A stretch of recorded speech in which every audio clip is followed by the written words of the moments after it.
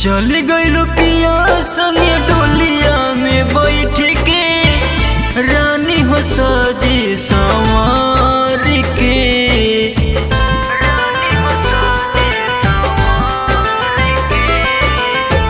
चल गइलू पिया संगे डोलिया में बैठ के, रानी हो सजी संवार के।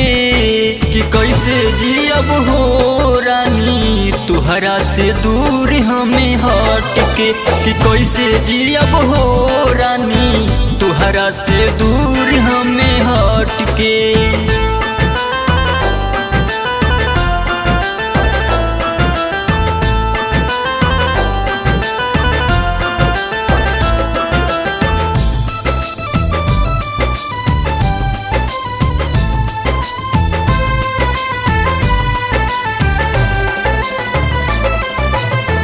चली गइलू पिया संगे तनिको न सोचलू, एक बेर डोलिया के बहरी न तकलू। चली गइलू पिया संगे तनिको न सोचलू, एक बेर डोलिया के बहरी न तकलू। पियवे के खातिर भरवा के जिंदगी रानी हो गइलू खराब तू। कि कैसे जियब हो रानी तुहरा से दूर हमें हट के, कि कैसे जियब हो रानी तुहरा से दूर हमें हट के।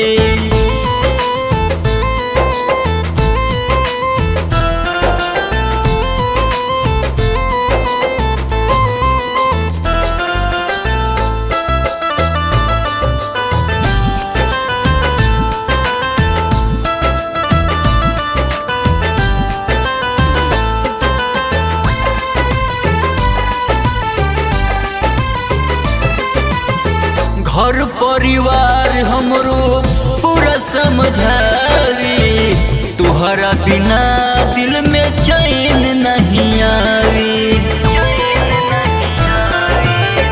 घर परिवार हमरो पूरा समझावी, तुहरा बिना दिल में चैन नहीं आवी।